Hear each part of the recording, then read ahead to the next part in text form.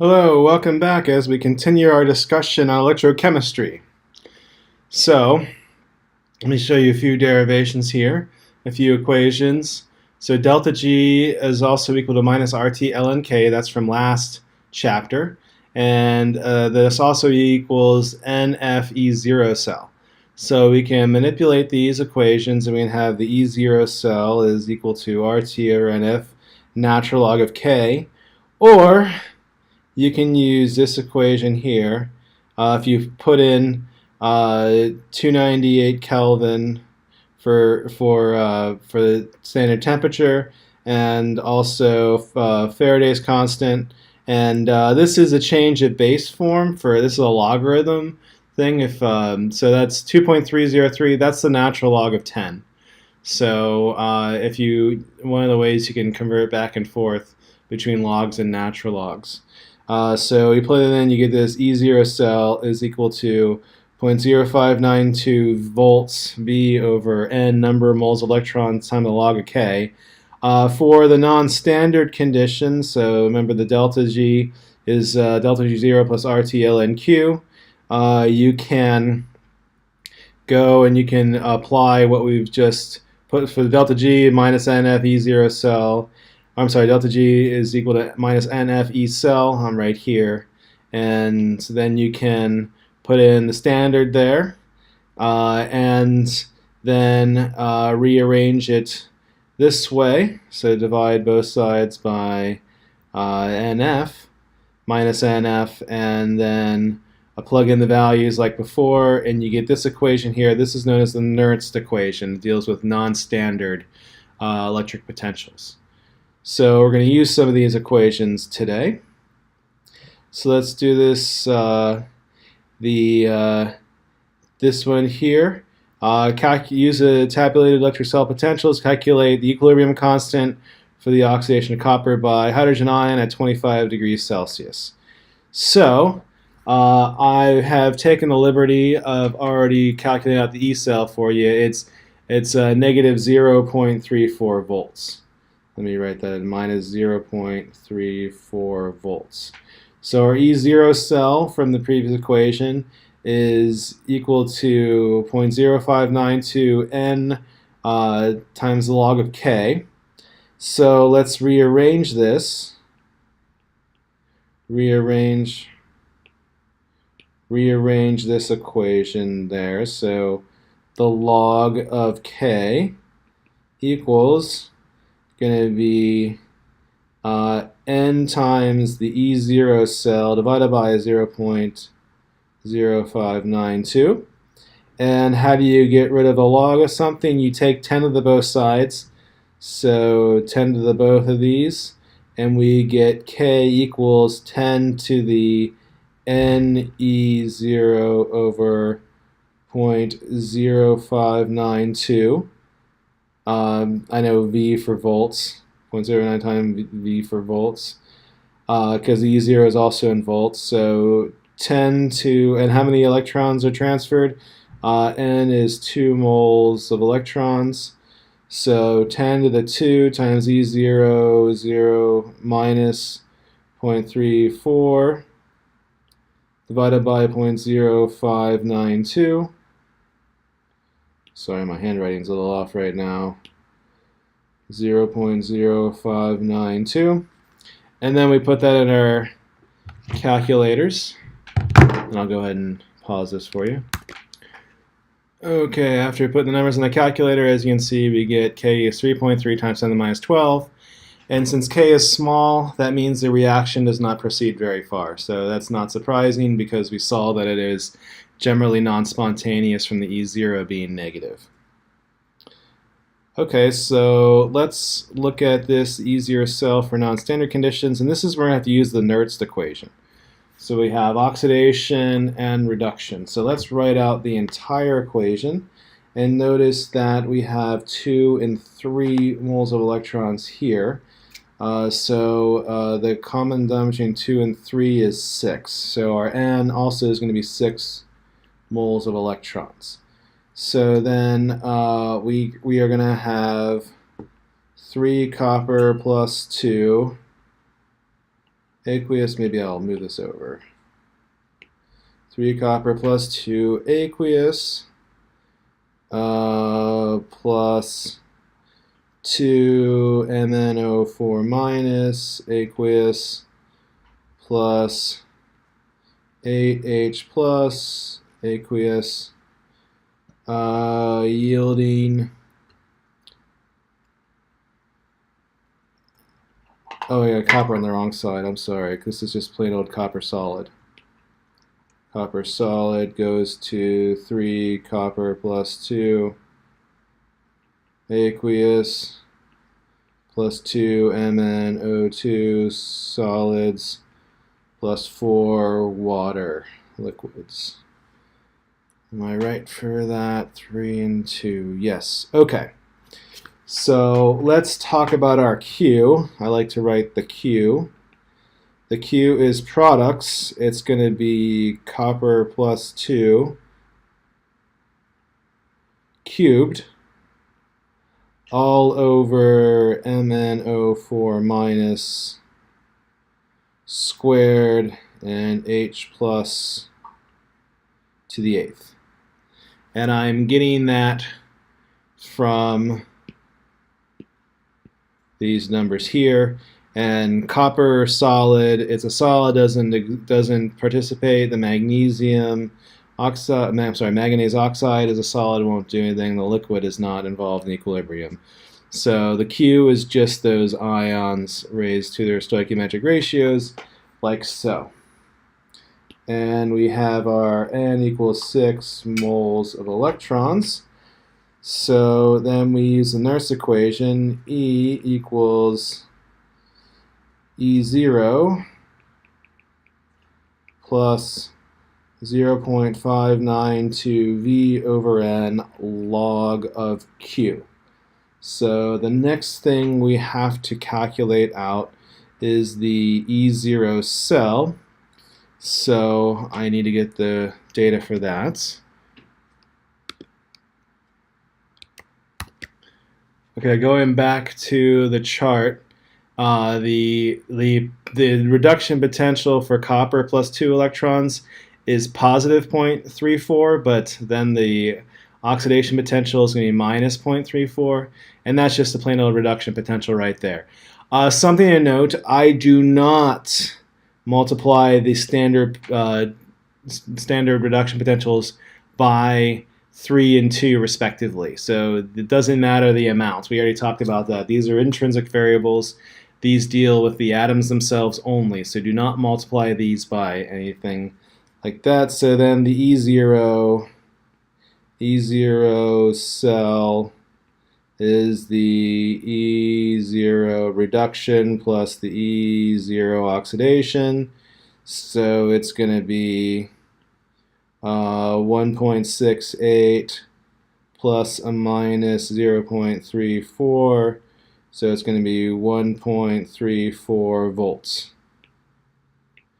Okay, so let's put this in here. E is going to be 1.34 volts plus 0.592 volts over 6 moles of electrons times log of Q. Q is copper plus 2 cubed, so this is the quantity 0.01 cubed. I'll put parentheses around that. 0.01 cubed divided by manganese squared, so this is 2 squared times 1 to the 8th. That's nice because 1 to the 8th is 1. So you can really just drop that out. And now we have to put this in our handy dandy calculator.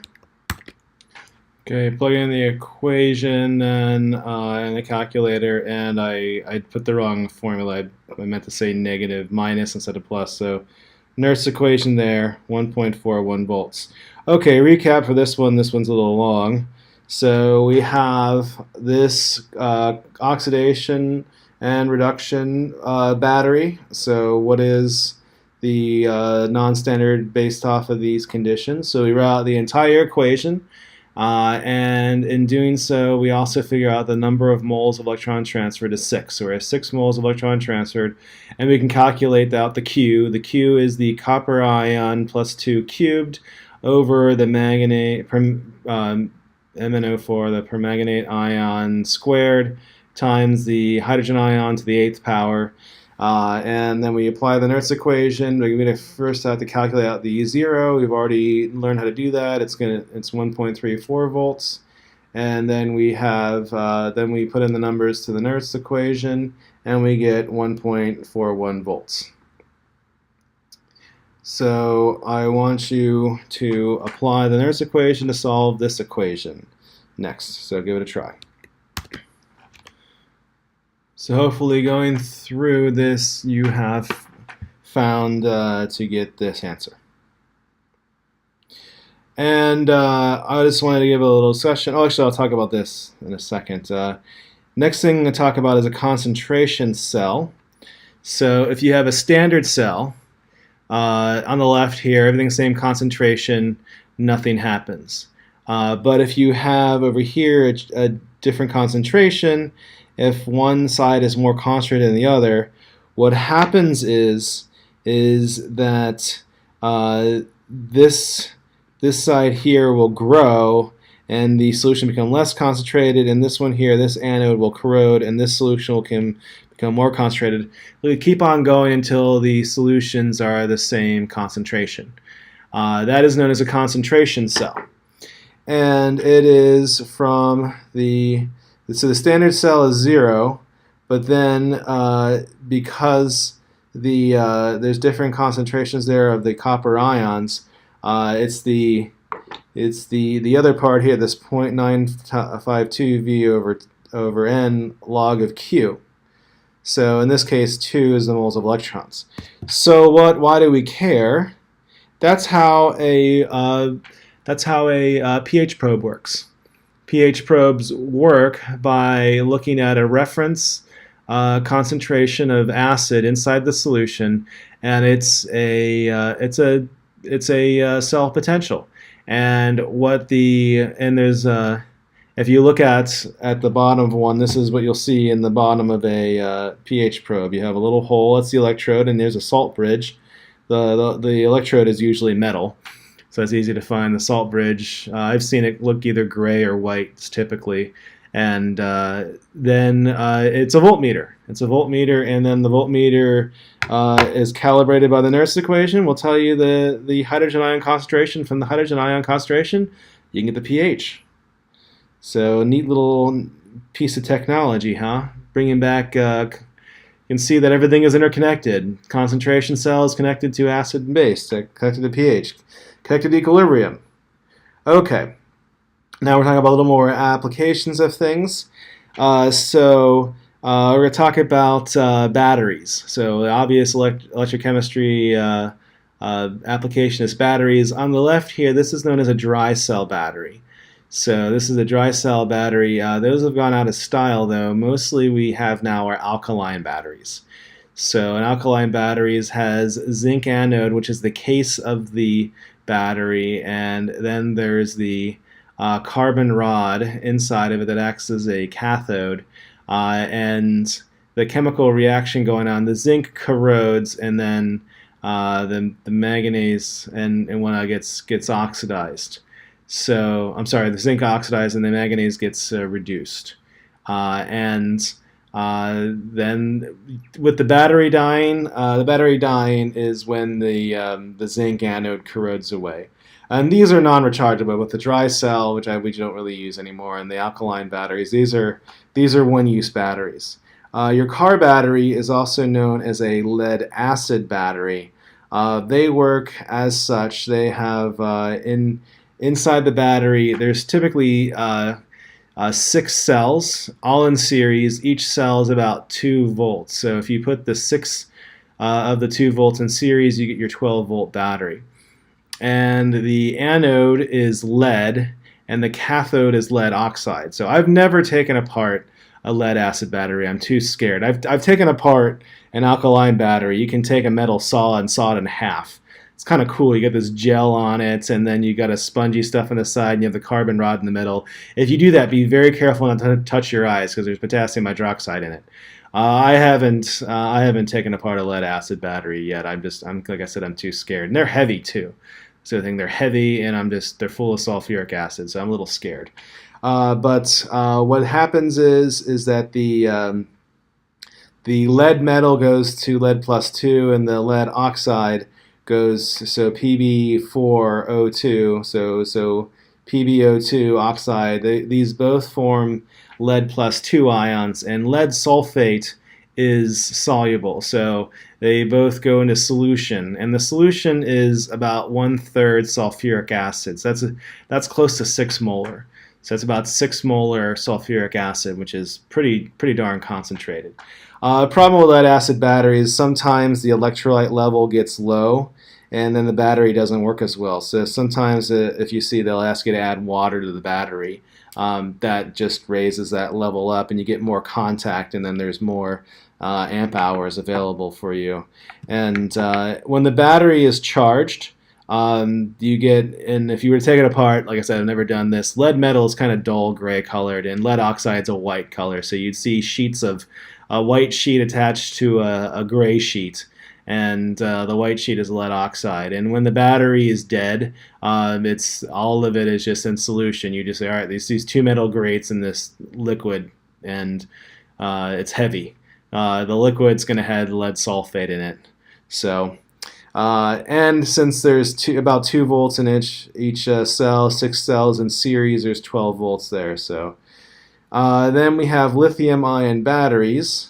And the lithium ion, there's lithiums inside graphite, lithium ions, and as they discharge, the lithium ions will transfer towards a metal oxide, and then the other way around, the charge goes the other way.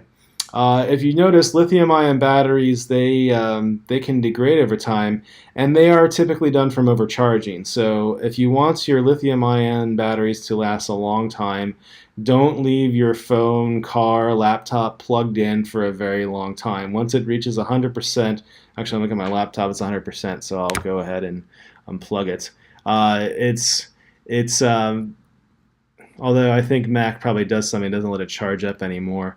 If it's at really high charge and you can continue to charge it, it puts a pretty negative potential on that to do that, and you can form lithium metal. So the lithium ion can reduce to lithium metal, and then the lithium metal is very reactive. It attacks the battery, and that's where the loss of charge over time comes, is from overcharging the battery and forming lithium metal, and then that disrupting the rest of the battery. Okay, and here's a hydrogen oxygen fuel cell. We've had these since the 60s, and this is what our astronauts use up in the space shuttle's decommissioned, but the Apollo spacecraft and the space shuttle, this was one of their power sources. They also had batteries, but they had fuel cells. The reason for this is the fuel cell would also generate water for the astronauts to drink.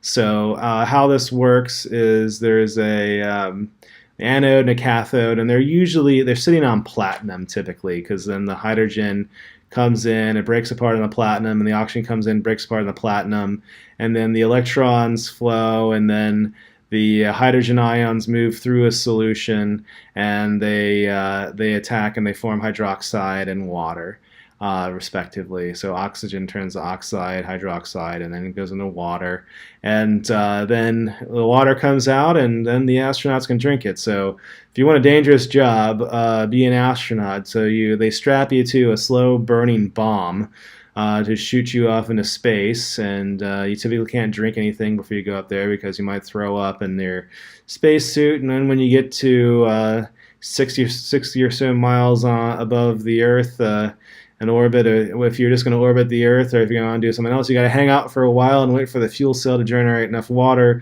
so you can drink it, and then you can use it to rehydrate food to eat. So kind of a scary thing. We're working on this right now. The hydrogen oxygen fuel cell, right? We have proven technology is expensive because platinum is expensive. We're trying to do it with nanoparticles, and it's a really hard project because you've got to have hydrogen go through a structure and then break apart on some nanoparticles. Then the hydrogen ions have to move through some sort of gel to oxygen, and then the oxygen breaks apart in nanoparticles, and it's got to react, and then the water has to come out. They have to get rid of the water. The hardest part that we're having is having the hydrogens move through the gel, and we're trying to do it with other fuels other than hydrogen.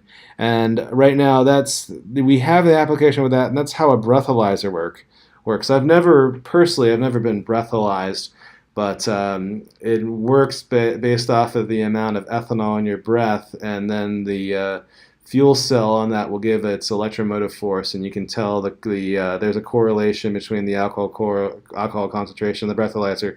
Actually, well, I've heard. I've never been arrested for drunk driving or been accused of drunk driving, so I've never had to go through this. But what I understand is they have to verify that then with a urinalysis or blood test. I'm not a legal expert. I don't know, but this is the fuel cell is how the breathalyzer works. There's cheaper ones that do not have fuel cells, are not as accurate, but this is a good on-the-fly test. So we will continue on to talk about some other electrochemical topics in the next section.